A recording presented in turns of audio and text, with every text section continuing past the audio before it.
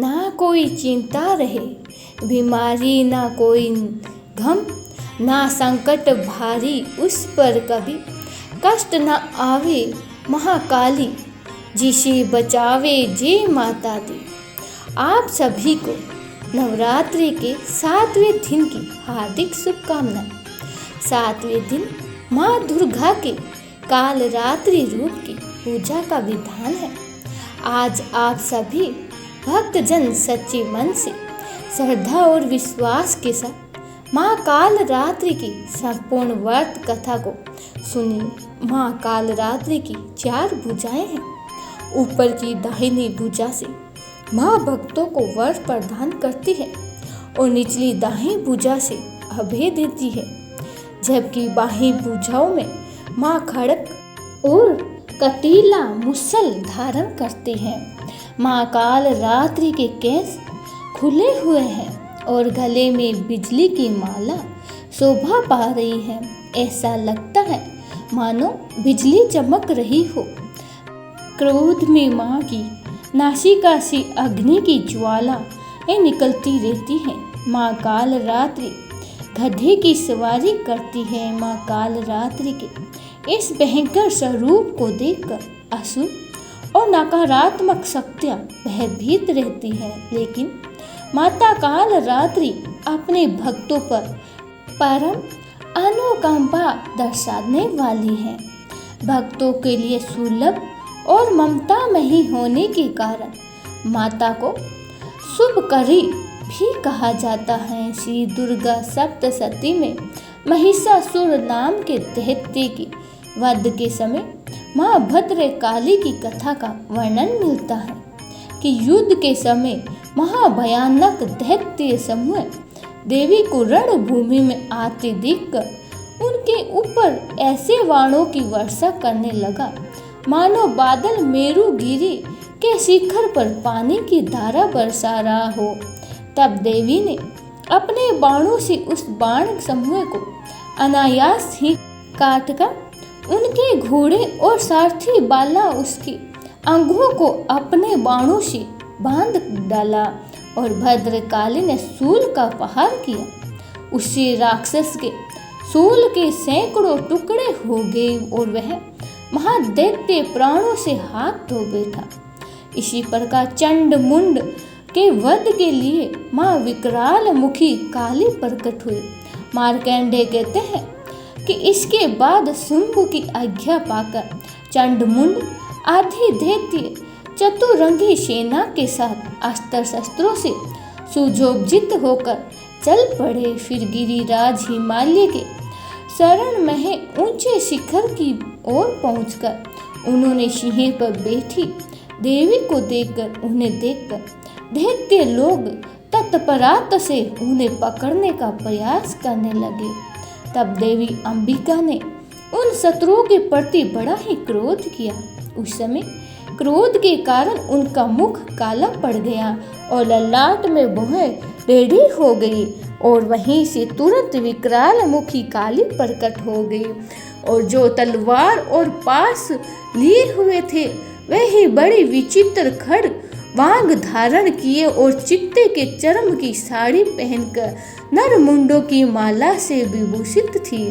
उनके शरीर का मांस सूख गया था, केवल हड्डियों का ढांचा था जिससे वे अत्यंत ही भयंकर जान पड़ती थी और उनका मुख बहुत ही विशाल था। जीभ लपल पाने के कारण वह और भी डरावनी लग रही थी। उनकी आंखें भीतर को घिसी हुई और कुछ लाल थी। अपनी भयंकर गर्जना से पूर्व दिशा को गुंजा रही थी। बड़े बड़े दैत्यों का वध करती हुई वह कालिका देवी बड़ी तेजी से दैत्यों की सेना पर टूट पड़ी और उन सबको खाने लगी। तीनों लोगों के राक्षस शुंभ अनिशुंभ और रक्त बीज दैत्य ने हाहाकार मचा रखा था। सभी देवगण चिंतित थे। सभी देवी देवता मिलकर भगवान शिव के पास गए और रक्षा की प्रार्थना की। तब महादेव ने माँ पार्वती से असुरों का संहार कर अपने भक्तों की रक्षा करने के लिए कहा। इसके बाद माता पार्वती ने दुर्गा जी का रूप धारण किया और शुंभ और निशुंभ का वध कर दिया। अब देवी के सामने असली चुनौती राक्षस रक्त बीज ने पेश की। जैसे ही माँ दुर्गा रक्त बीज को मारती और उसके खून की बूंदों से धरती पर गिरती, वैसे ही उसके ही जैसा लाखों रक्त बीज पैदा हो जाते, जिससे माता क्रोधित हो गई और उनका वरण श्याममल हो गया। इसी रूप स्वरूप में माँ काल रात्रि का प्रकट हुआ दैत्य रक्त बीज का एक ऐसा दानव था जिसे ये वरदान मिला हुआ था कि जब जब उसके रक्त की एक बूंद भी धरती पर गिरेगी, तब हर बूंद से एक नया रक्त भी जन्म लेगा, जो कि रूप और शक्ति में उसी के समान होगा। ऐसे में माँ काल रात्रि ने रक्त बीज की गर्दन काट कर उसे खप्पर में रख लिया, ताकि रक्त की बूंदें नीचे ना गिरे और उसका सारा खून पी गई। और इस प्रकार देवी ने रक्त बीज की एक भी रक्त की बूंद धरती पर नहीं गिरने दी। और रक्त बीज दैत्य से उत्पन्न होने वाली जितनी भी बूंद थी रक्त बीज थे, वह सब माँ की जिह्वा पर उत्पन्न होते हुए गए और माँ उन सब भक्षण करती गई। इस प्रकार रक्त बीज दैत्य शक्तिहीन होता गया और फिर माँ काली ने रक्त बीज का वध कर दिया। इस प्रकार माँ काली सदैव ही अपने भक्तों की रक्षा करने के लिए तत्पर रहती हैं। प्रेम से बोली माँ काल रात्रि की जय हो। अब सुनिए महिषासुरमर्दिनी स्तोत्र का हिंदी अनुवाद।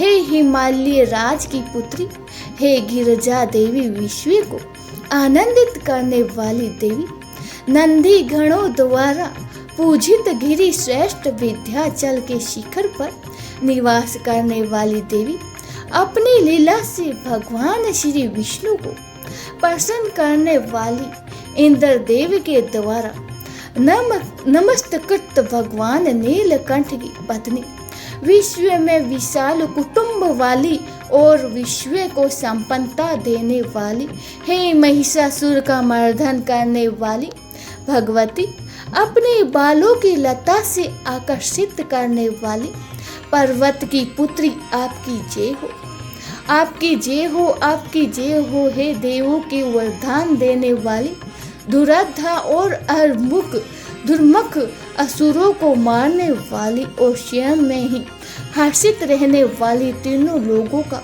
पोषण करने वाली, शंकर जी को संतुष्ट करने वाली, पापों को हरने वाली और घोर गर्जना करने वाली, दानवों का क्रोध करने वाली, अहंकार को होके ही घमंड को सुखाने वाली और समुद्र की पुत्री, हे महिषासुर का मर्दन करने वाली, अपने बालों की लता से आकर्षित करने वाली पर्वत की पुत्री, आपकी जय हो, आपकी जय हो, जय हो।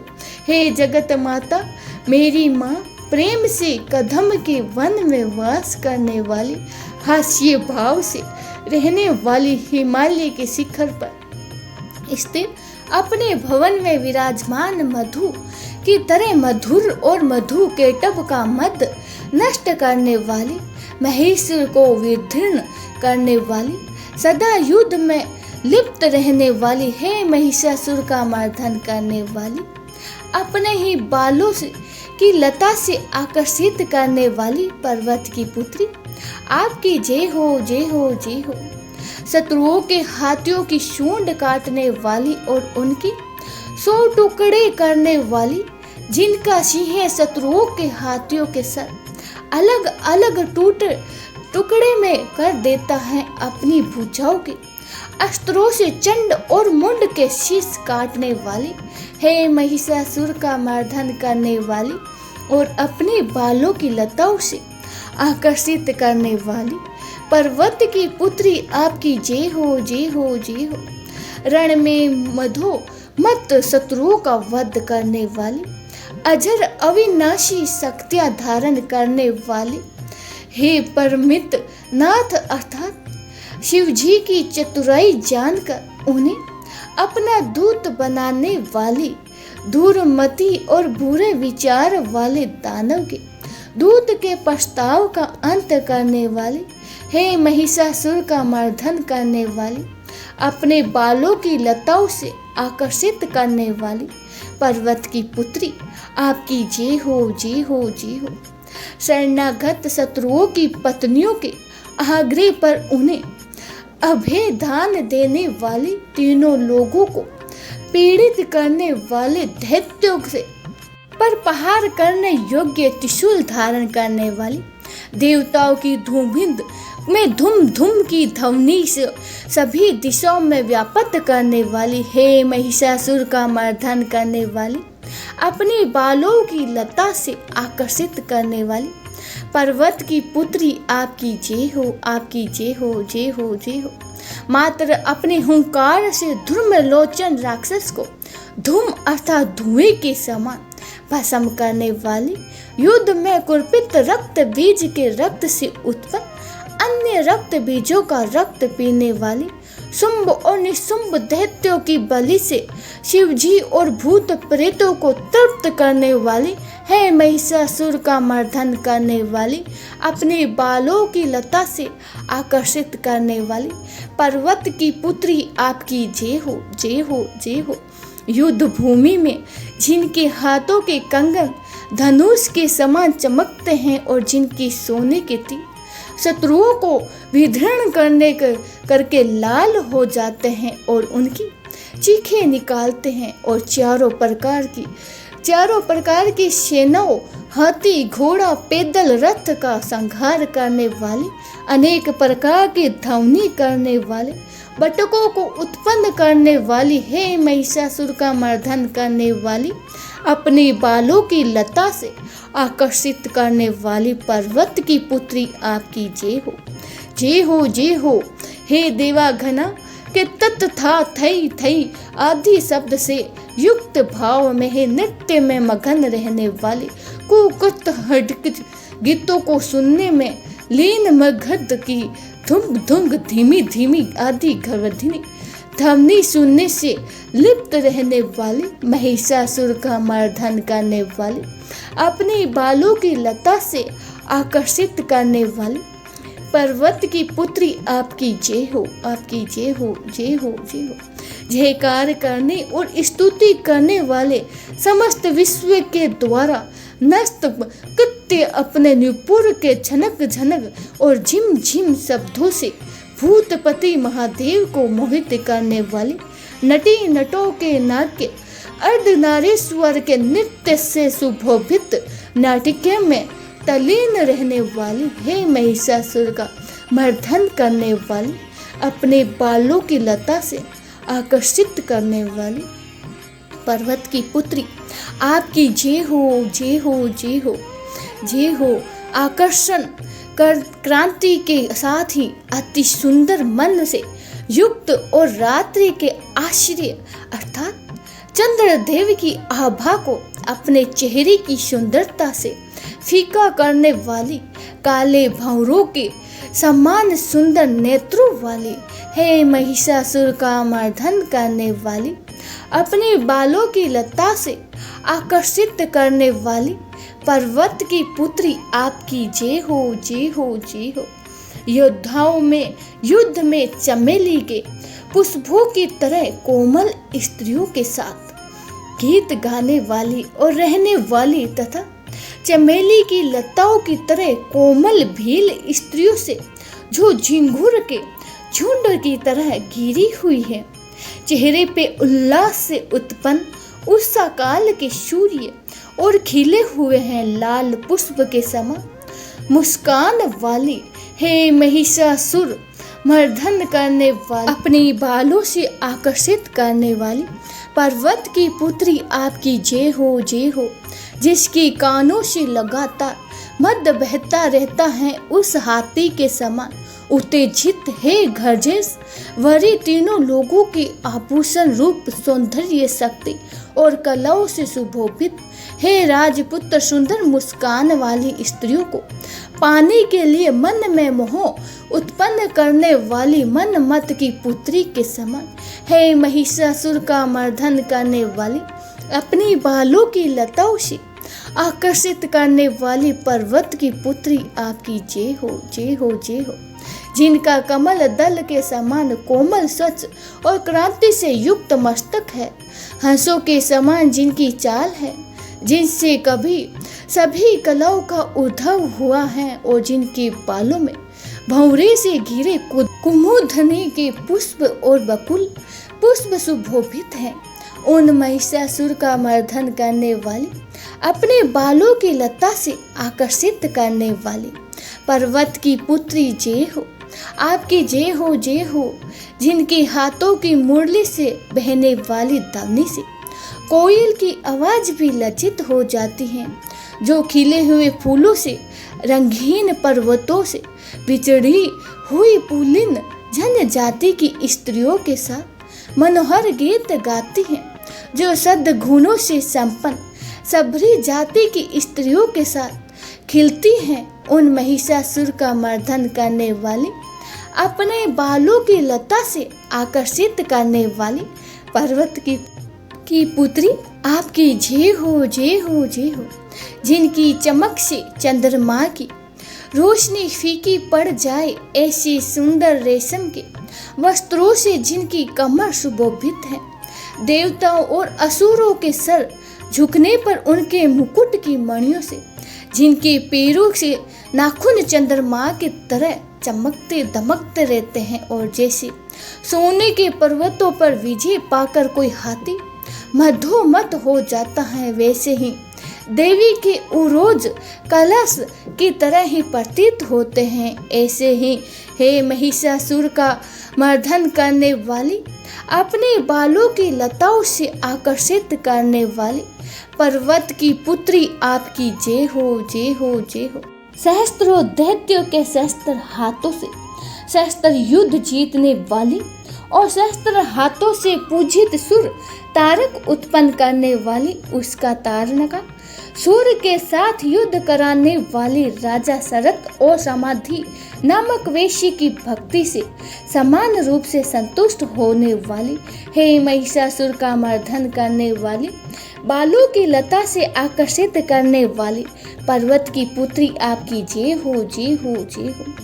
आपके दमयमान पद कमलों की सेवा करता है, हे कमले, वह व्यक्ति कमल निवास कैसे न बने, हे शिव, आपकी पद कमल की परम पद के हैं, उनका ध्यान करने पर भी परम पद में कैसे नहीं पाऊंगी, हे महिषासुर का मर्दन करने वाली, अपने बालों को लताओं से आकर्षित करने वाली पर्वत की पुत्री आपकी जय हो, जय हो, जय हो।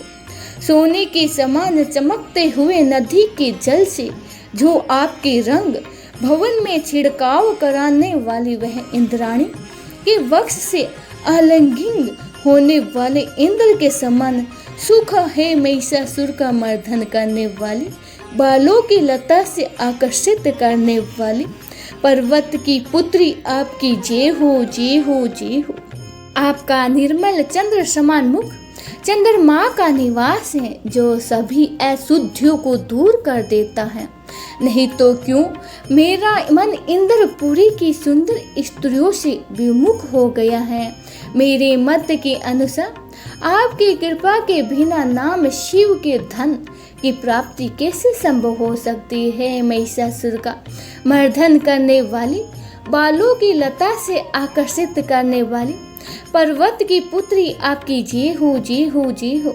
हे दीनों पर दया करने वाली उमा, मुझ पर भी दया कर दीजिए। हे जगत जननी, जैसे आप दया की वर्षा करती हो, वैसे ही तीरों की भी वर्षा करती हो। इसीलिए इस समय जैसे आपको उचित लगे वैसा ही करो, मेरे पाप और तप दूर करो। हे महिषासुर का मर्दन करने वाली, बालों की लता से आकर्षित करने वाली पर्वत की पुत्री आपकी जय हो, जय हो, जय हो। प्रिय भक्तजनों, अब हम सभी मिलकर माता रानी से क्षमा याचना करते हैं, ताकि हमारे द्वारा हुई किसी भी गलती के लिए माता रानी हमें क्षमा कर सके। हे परमेश्वरी, मेरे द्वारा रात दिन सहस्त्र अपराध होते रहते हैं, अतः आप मुझे अपने सेवक समझकर कृपा पूर्ण मेरे उन अपराधों को क्षमा करो। ना तो मैं ही आह्वान करना जानती हूँ और ना ही मैं विसर्जन करना ही जानती हूँ और ना ही पूजा करना जानती हूँ। हे परमेश्वरी, मुझे क्षमा करो। हे सुरेश्वरी, मैंने जो मंत्रहीन, क्रियाहीन और भक्तिहीन पूजन किया है वे सब आपकी दया से पूर्ण हो। सैकड़ों अपराध करके भी भक्त आपकी शरण में आकर केवल जगदम्ब कहकर ही मोक्ष को प्राप्त करते हैं, जिसे ब्रह्म देवी गण भी पाने में असमर्थ होते हैं। हे जगदम्बिके, मैं अपराधी हूँ किंतु आपकी शरण में आई हूँ, अतः इस समय मैं आपके दया की पात्र हूँ। आप जैसा चाहें वैसा करो। अज्ञानवश या बुद्धि भ्रम होने के कारण भूल से मैंने जो कुछ भी कम या अधिक कर दिया हो, हे देवी, हे परमेश्वरी, सब अपराध क्षमा करो और प्रसन्न होकर हे जगत जननी माता, हे कामेश्वरी, सच्चिदानंदनी स्वरूप पीणी परमेश्वरी, आप प्रेम पूर्वक मेरी यह पूजा स्वीकार करो। मुझ पर परस हो। आप गुप्त से भी गुप्त वस्तु की रक्षा करने वाली हो। आप मेरे किए हुए इस जप को ग्रहण करके मेरे सभी अपराधों को क्षमा करो। हे देवी, हे महिषासुरी, आपकी कृपा से मुझे सिद्धि की प्राप्ति हो।